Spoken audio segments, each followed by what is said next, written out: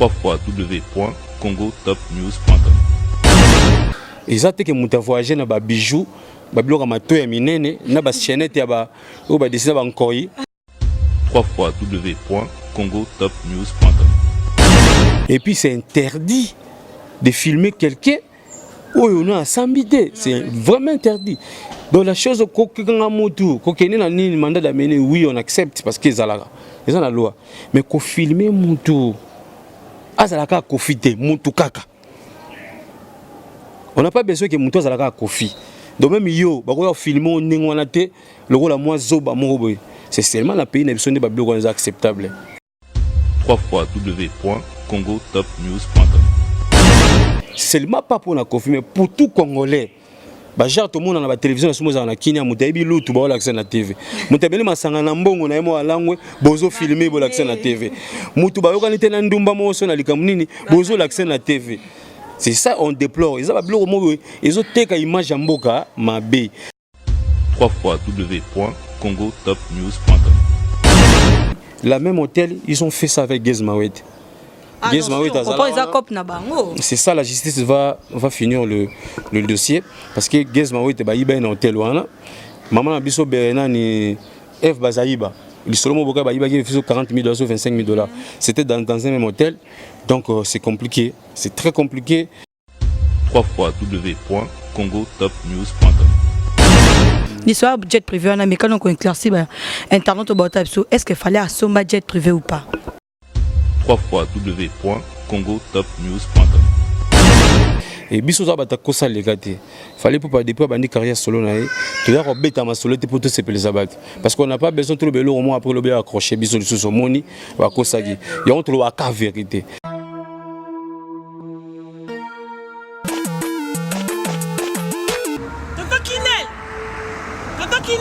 Oh!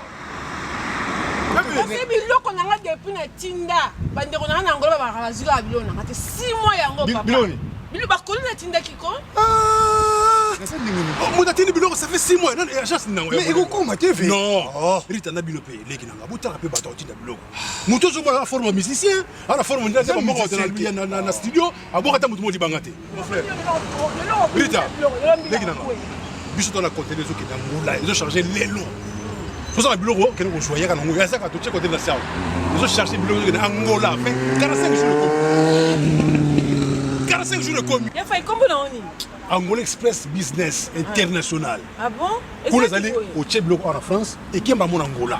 La conteneur est direct. 45 jours sur le bureau. Pour les aller sur le bureau, sur sa voiture, vraiment. Mais quel est le jour il y a en Angola, maman?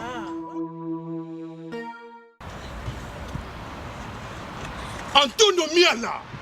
Moi, on va lier wana. D'ailleurs, je peux yaka rita yaka. N'Angola za wana. Angola normalement c'est na palanka. La palanka. Donc bana tu Angola ba yebiso komi kana palanka wana. So komi na Mathieu. Komi normalement na hôpital na Sanator. Hôpital Sanator. Kalaka. Oui, ça bande. Komi na hôpital Sanator. Komi wana pembeni wana tona bara na Mathieu za wana. Bara Mathieu. So komi na bara Mathieu tuna luka Rua Jota. Rua Jota. Donc Jota ko bazo Jota. Donc so tout kana rouage batutu bayebi déjà agence ezaka moko koto na palaka batutu bayebi agence ezaka moko Angola Express International Business bana Suisse bana Belgique bana Italie bana Angleterre numéro wana eza wana Londres oh no sabi kaza mwana Angola benga biso tokoya tokotinda biloko toza biloko to charger et kena ba vacances a ozala très à l'aise na Luanda. Bonjour, bonsoir, fidèles internautes. Tout balinga kera niveau la tigresse abonné na biso tuya. Congo Top News. Merci na modèle bozo baksama. Na ikari kaya une semaine pas maboko déjà 55 000 abonnés. C'est bon déjà donc engel accès que vous portez biso de gens et biso beto linga bino. Tout ça la ramsa ne bolinga l'actualité oblige. Toyero luka. Musala, toyero sa musala plutôt. Ndera bolinga ka to limno actualité, plutôt limno actualité ya bien ndenge le kakalo na bi moko ya musicien est victime. Ça fait un bout de moment où mon a qui souté moi mikolo umele belé batu musu botuna ki bobengaki nazana na plateau. Je sais pas si il y aura ko fongole langa déjà caméra na présenter Jabino invité langa rapidement je dis bonjour. Ouais, bonjour Karen. Bonne santé Yambasi moto swag. Il va bolingi sous moto swag te mikolo lingi prince Comment te moto soki aza kaka moto soki aza état d'esprit Neymar ndo boy. moto soki omoi te ntango natali olati liputa ngai bona bimisile so liputa kizobazoba amonake amona soki moto soki akufi te non Neymar nde na lingola mo moke po tokoma ebele ngai nalo soutenir petit na ngai Neymar ya brésilien wana yango na portail mpe kombo na ye donc mais sikoyo moto soki eza wana état d'esprit mobimba oyo nasalaka ve même na bagene bato tout fo bazala propre. C'est important pour l'environnement. Mais le point sera, c'est toujours. Ouais, ça va déjà, Dieu fait grâce santé déjà. Quand nous avons dit comment ils ont un Toros. Déjà, c'est une grande réussite comme nous avons dit pour la mission de au Talayo. Toi qui rapidement pour la lumière, si tu as voyagé à Canada, na retourne na retourne en Europe pour tout le monde ba ninga nyo sonde ba oya mais apparemment you te reconnaître on a mbasi to yete to ndenini donc expliquer ça nous arrivé non ndeni pourtant ba aux États-Unis oya ba mikolo belo bo bunga na net au monde na te ba émission le karaté même no ba concert ba ninga yo zo monde na te. Ouais, en tout cas ça là est bon parce que j'étais vraiment malade. Na belaya parti aux États-Unis, je suis rentré malade et c'est un soins médicaux, nos réponses convenables. C'est ce qui a justifié mon absence. Na ba concert, na ba répétition, na ba micro, na bino devant ba caméra, na bino donc c'était juste parce que j'étais malade et là je suis déjà bien. Na raison de ba micro, na bino, cela prouve que dans pas longtemps dans zone la paix boulot langa donc voilà je suis malade et je voulais plus rester sur le sujet mais brièvement nous avons malade j'étais vraiment malade toi moi tu étais venu me voir parmi tant d'autres donc tu as vu comment j'ai été et aujourd'hui donc nous rendons grâce à l'Éternel né force et puis continue de faire bien notre boulot. C'était quelle maladie qui sait que maman riche? Bon, l'autre fois j'avais parlé de ça dans une émission. Il y a beaucoup écoute, je vais m'éclaircir. Il y a beaucoup de gens qui m'ont dit c'est plus important, maladie, tout ça. Mais ce qui est vrai, j'étais dérangé par pneumonie. Pneumonie, déjà maladie de paiement, des fois il dérange par poumon. Écoute, je suis du jeu de la chance, comme ça parce que pneumonie n'est pas la moins normale. Il y a des gens tout ça trop, ça va cracher trop, et puis mais ça va. Dieu grâce. Toi qui es la deuxième question dans l'ambassade. Malgré ces les cas, mais ils ont au moins dérangé qu'Internet par rapport à concert au Bétara aux États-Unis. Il paraît que ça a un pire qu'à moi, c'est comme le Bétara a un pire et tout. Mais concert mon copé, deux concerts mon au Bétara, on était pour l'année. Absence à concert. Tout ce qu'on a pire qu'à un concert modèle. On a reçu tous nos concerts grâce à Moussala, artiste, patron, on a fallu pour passer là-bas. Dans le Zulu, on a plusieurs émissions. Si on était parti faire des concerts pour la communauté congolaise, on n'allait pas vraiment réussir. Pourquoi? États-Unis, pouvait arriver que dans la ville, et dans la ville, vous n'avez pas beaucoup de Congolais et que ce se produit et à la moins en bruit. Mais on a eu la chance, l'artiste est adopté par le public du monde. C'est-à-dire, quand il y a une date pour un concert à Fali, vous voyez que c'est tout le monde qui vient. C'est toute la communauté africaine qui vient, y compris les Américains et la nation Moussous Oyo, vivre en États-Unis. Donc on n'a jamais raté un concert par rapport au Bakempi à tout ça. Mais il y a un concert qui avait raté, il y a une faute d'organisation. La semaine là même, on avait fait, je pense, tout ça là, il faut mettre à 5 concerts dans la semaine. Je pense qu'on s'est raté un concert il y a dimanche. Donc on a fait mercredi à Utah, dans Salt City, on a fait jeudi à Los Angeles, vendredi na Colorado Denver, samedi na San Francisco et le dimanche il fallait être na ville wana comme Iowa je pense il fallait être dans Iowa mboka ba masanga Denis Bilo il y a Alpha Nzenge donc mboka ba tebele to yebi en passant la PCP mbote na petit na Papi Lombi o bena longwa ti so shika o so mboka na longwa Dallas je pense ala nanga tina alors moi Chicago oui à la nangati na Los Angeles mon petit j'étais sali dans bosso moi tourner des missions je suis un peu méchant limbisanga et puis on a PCB mode na la Diva Dior la pomme verte depuis Brésil donc bah tu vas quand même barisi tableau comme ça to beto concert na so bien on est suite à organisateur déjà artiste biso ba chez nous c'est une question d'organisation de professionnalisme ils ont pas respecté ndenge ba yokana kina manager et artiste et puis artiste des concerts on a attaqué et puis il y a tous les concerts donc 12 concerts parce que c'était prévu pour les 13 concerts aux États-Unis on a fait 12 concerts on a 3 autres au Canada tout au cause.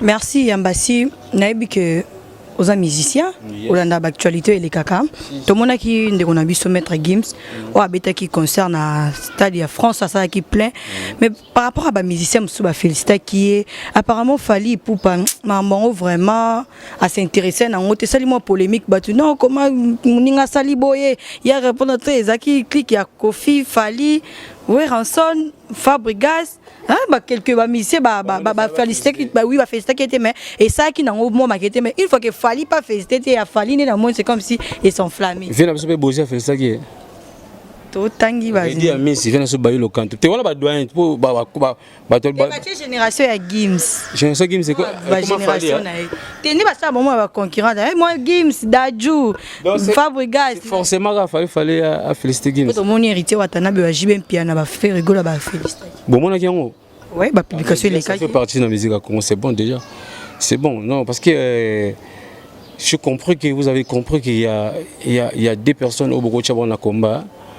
Ah ok. Non, c'est pas forcément. Et moi je veux pas que Badba comme Gims n'a fallu un problème.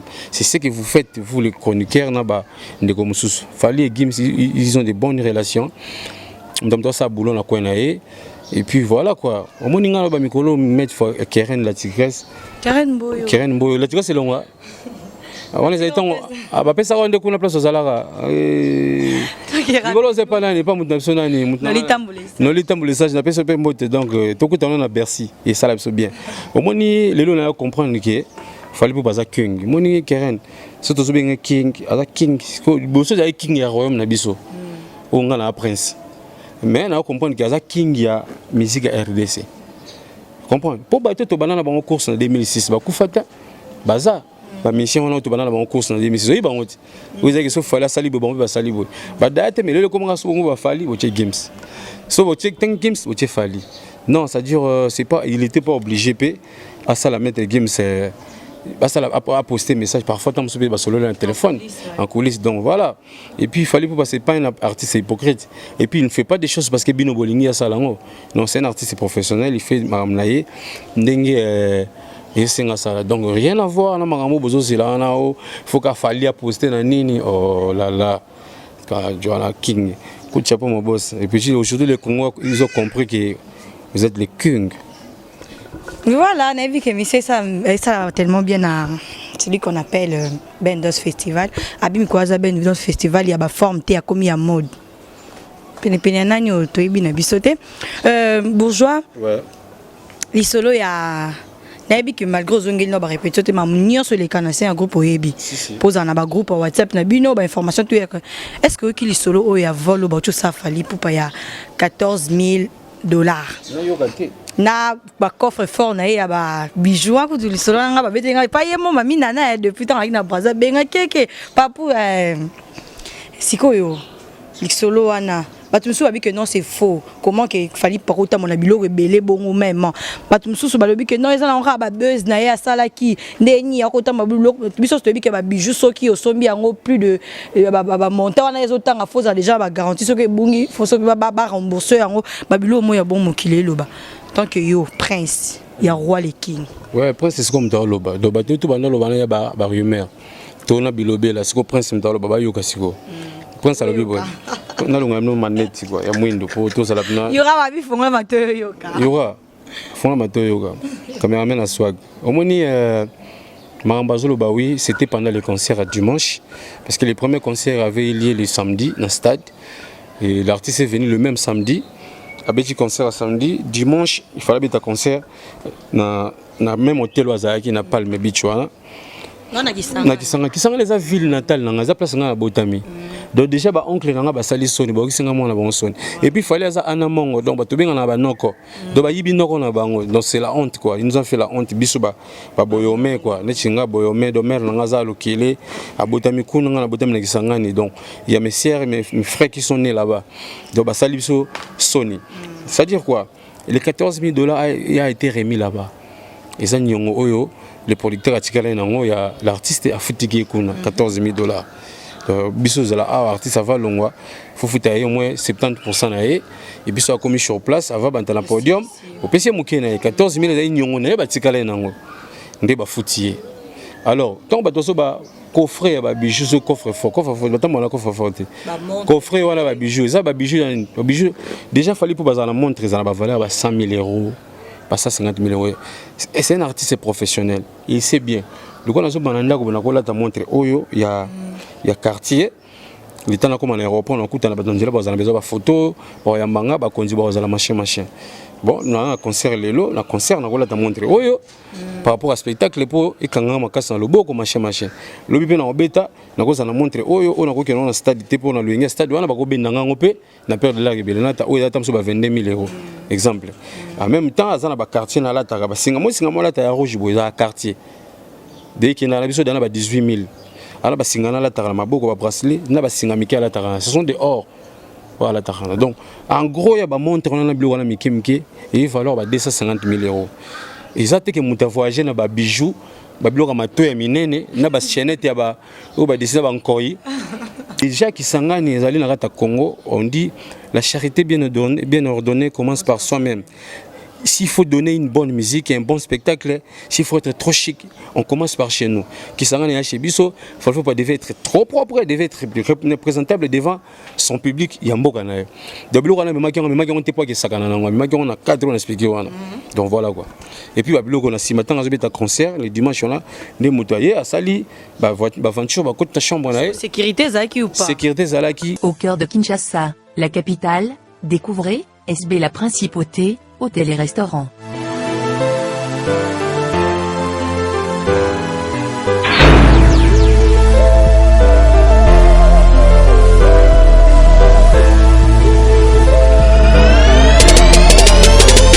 Un cadre idyllique pour votre détente. Notre restaurant-bar vous accueille pour votre plus grand plaisir. Entre amis ou en famille, passez d'agréables moments.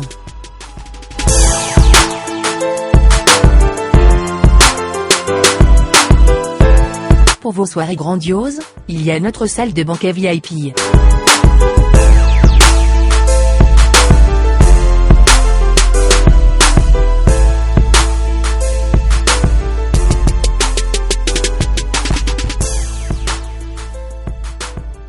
Pour toute location de salle, une suite est offerte aux mariés.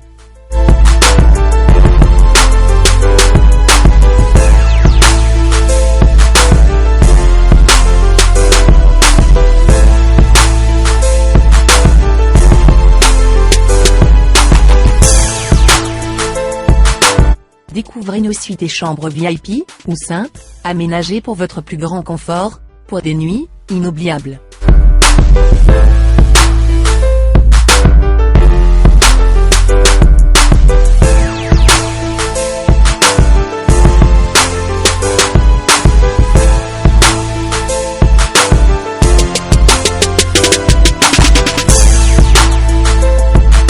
Rendez-vous dès aujourd'hui, au croisement des avenues Kassavubu et Inésia, dans le quartier Matongé de la commune de Kalamou.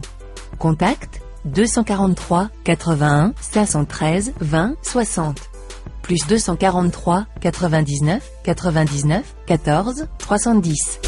La même hôtel, ils ont fait ça avec Gezmawet. C'est ça, la justice va finir le dossier parce que Gezmawet il y a un hôtel.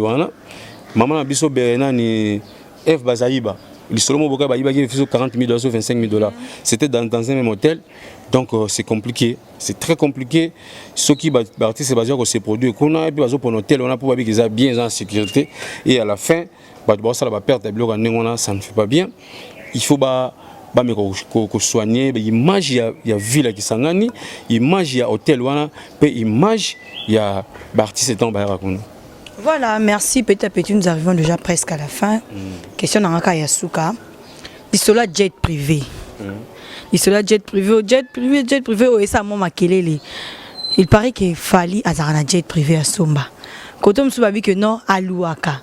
Quand on se dit que non, t'as un jet privé, c'est Davido. Donc, fallait qu'on va comparer na batu. Yo za prince, ngana eka pa na yo prince. Surtout nous on pas na yo prince. L'histoire jet privé on a mais quand on éclairci internet au bota est-ce qu'il fallait assommer jet privé ou pas? Bon, moni il y a un autre que si aujourd'hui il est le king, personne ne va nier ça parce que tout ça marche tout autour de l'actualité sur comme on a. Je vais dire une chose. Au moins, sur le jet privé, ils ont mal à l'ibossoté. Alors, ça, il fallait pas voyager en jet privé. Ce sont des producteurs, ce sont des présidents à Bamboka, ce sont des ministres à Bamboka, ce sont des grandes personnalités à Bamboka. Ils ont jet privé pour des raisons, des concerts, des rendez-vous. Et biso za bata kosa legate. Fallait pas depuis bandi carrière solo na e. Tu dois rebeta ma solo pour tous ces les abattre. Parce qu'on n'a pas besoin de le au moins après le bien accroché biso sur son moni wa kosa gi. Il y a entre la vérité. Mongolo Elmar a son jet privé, bon mon a son jet privé. Ah si on comprend ça. Quand on achète un poste, l'homme se rappelle de poster mais il va poster à mon ara. Il y a dernière Bentley côté qui va mon avis. C'est-à-dire sur les marques sont jet privé à Louba tu voyez bah tout comprendre donc puis bah que louer jet privé comme il s'entend dans le monde tu peux bon louer un jet privé il y a normal quand tu as ton argent tu peux louer jet privé du jet privé ils avaient monté c'était 3 c'était ils avaient comme politique bah check on pour Elongola Elmara na ba musicien des Zambie à Kolwezi comprendre et puis les mêmes jet privé moko ya kotika Elmara à Kinshasa et puis monsieur bah on a ce qu'on a avion normal il y a Congo Airways je pense dans de Kolwezi qui na ville à Kinshasa donc au Batuba tika ba polémique wana ceux qui l'artiste a acheté un jet privé et bah au monde voilà et puis nous là je pense dans Gilles je m'abuse pas maintenant l'aéroport en Gilles bon en là ils sont eh ben oui en foot si on t'a dit dans son jet privé il doit tout prévenir non ah et puis ouais voilà ça demande ça dernière question nanga tout est comme on a vidéo ah oui na bakisi kasi kesa suka ponga na to kabona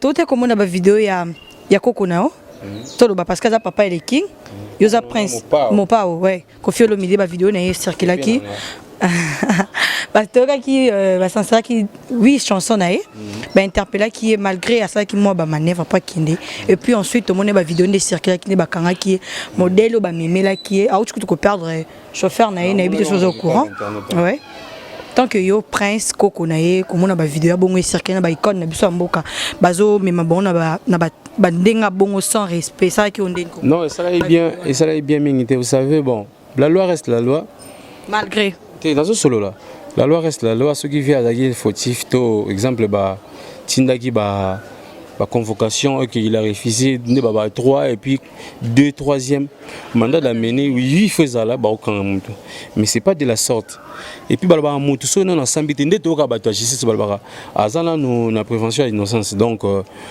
et puis c'est interdit de filmer quelqu'un où on a sambité c'est vraiment interdit donc la chose kokanga mutu kokene na ni mandat d'amener oui on accepte parce que zalaka ils ont la loi mais ko filmer mutu azalaka kofite mutu kaka on n'a pas besoin que mutu azalaka kofi donc même yo bakoya filmer ningwana te le rôle à moi zoba moboy c'est seulement la pays n'a besoin de bablo acceptable je pense il est pas à zoba te via za intellectuel a même en open ndenge loi peso senga donc na kawana c'est pas bien mais loi est la loi ce qui mutu aza accroché to mutu kangami na mbeba moko mibe ko faire récupérer il faut pas kangaye mais manière d'où au bazokangela mutu nde place to ko déplorer yangwana seulement pas pour na confirmer pour tout congolais ba genre tout monde na ba télévision sumo za na Kenya mutayibi lutu ba wala na TV mutabeli masanga na mbongo na yemo alangwe bozo filmer bo la na TV mutu ba yokani te na ndumba mo so na likamunini bozo la na TV. C'est ça on déplore. Ils ont teka image en mboka mabe. Les réseaux sociaux sont à vitesse mususu. Les réseaux sociaux comme place comme exposer babakamuna bango bazo kansala motema. Imagine toi Keren balaksa salité nous les réseaux sociaux. Et au yo ka sonité après des jours moi moto on nous sentit na moi ba culpabilité pour sentir comment malaise mo de voilà il faut ba yo que la biso moi mawa. C'est un bon moto na film qui on a sauvé bakanga qui na tourné ba salé bon il va pas toujours aimer tu vois donc sans et puis moi les respect pour ces Koffi là puis autre perdre paix. Toi quand je pense que sa jeunesse était bercée dans la musique à Kofi. À quand ça t'a coucou. Coucou kobanzanga na photo te pona sina changer. Donc soda na so quand ça t'a coucou. Ingo la sateka longo oh musala na mais so quand ça t'a coucou abaté moté fona même na respect. Et puis la mort de son chauffeur, c'est vraiment malheureux ça li passi. Et na yebi le kani na kufelité. La émotion. Émotion c'est ça qui au monde ndé bakanga ki kofelo mide bongo. Donc nano eloko bongo est arrivé là était ça là qui moi ba. Voilà, tu vois, c'est trop dur. C'est trop dur tala kokanga moto et même lui wa pona moto mususu. Vous imaginez? Donc on doit soigner Bablo quoi, là c'est pas bien. Vraiment nous sommes déjà arrivés à la fin, il y a qui t'a usine vivante. Merci pour Nakoli. Donc n'a habité. Je dirais mes fans na ba vie na ba noko tout ba linga ba play banane et tout. Moto soit qui n'amène le prince sera déjà il est de retour. Je pense que Migolo Boré marqué. Ouais, merci. Migolo Boré marqué qui n'a pas des missions tozali, to miko solo là. Et puis pour na ba boulot ba répétition. D'après longtemps dans zone il a déjà ba boulot là et puis tous on est tozalaki. Je dirais un grand merci na ba tout ba soutenir pendant ba moment dans la convalescence. Je sais que ça pas encore fini. Mais pendant que j'étais vraiment abattu, je ne tenais même pas debout. Il y avait toi, il y avait beaucoup de gens qui étaient venus, mais de loin ou de près, nous soutenir. Et puis je dirais un grand merci à mon boss Fali Pouba pour notre soutien physique, moral et financier. Et puis nous avons souhaité un bon rétablissement parce qu'il y a un peu malade. Il y a un bon rétablissement, donc prompt rétablissement parce Azali. Et puis je dirais bon salut si n'a pas tout soutenir. Je dis un grand bonjour, un grand merci à Michael Balombi, petit nanga Michael Balombi, petit nanga Moté na la diva Dior, la pomme verte, c'est-à-dire donc merci pour le soutien à Bino. La petit mbote la bande de retour bambé sur le Canada, vient dans Kelly Charleston Warrior, Toronto Warrior, on a petit mbote na honorable prince Tokozien à Montréal, mboka ba Herman Kasongo. Daniel Dende. Merci beaucoup. Donc, on a pas reçu. Oui, parce que lumière du jour déjà. Bon, tout le monde est été. Il y a une catastrophe à ma banque à Bino. On a pas de soucis à Inabo. Jonas Paco le soir. À la prochaine, j'espère que Kevin Katumba, Scoba. On a été. Il y a une pour la lumière. Vraiment, merci à tous vos acquis branchés. Merci à mon caméraman Yura, Babi caméraman à Swag, caméraman à Lox. Merci à tout. Merci beaucoup. Pardon. Donc, merci à tout Bolinga Keren. S'il vous plaît. Merci à tout Bolinga Keren Boyo. Maison Blanche, merci à abonner tout Bozo Baksama du jour au jour. Merci à mon boss Noli Tamboulé Sage. Merci à tout vraiment Bolinga Babi. L'homme à quelqu'un, Nicolas Onien, de papa chéri, depuis Bruxelles dans Bambo, tu as battu tout. La Pessimbo est dans zone 1, Mister Verchat, Prince Yaweli, dans Houston, donc la Pessimbo, Mister Verchat, Prince Yaweli, zone 1, 001, Taros, Agua. Merci vraiment pour la vidéo prochainement. Pas tout bolinga Keren bobo santé ko s'abonner tant autant l'émission ko tika bonté s'il vous plaît. S'abonner pour ça moi bien abonner quand on sait jamais. Je vous aime tellement trop, c'est voir à la prochaine. Bisous, bye.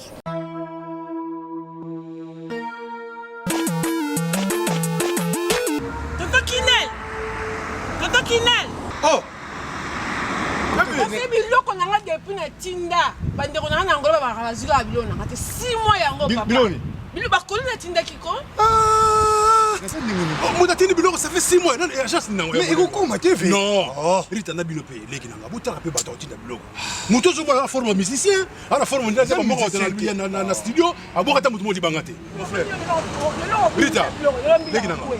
Biso dans la côté des autres qui dans ils ont changé les lots. Faut ça biloko que nous choisir quand on yasa ka to check côté de la salle.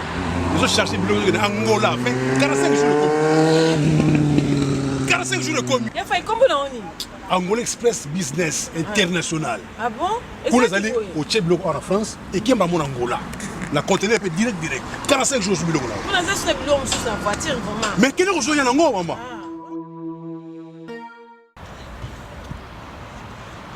Antonio Miala.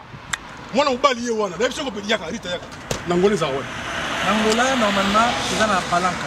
La palanca. Donc bana tu Angola ba yebiso komi kana palanca wana. So komi na Mathieu.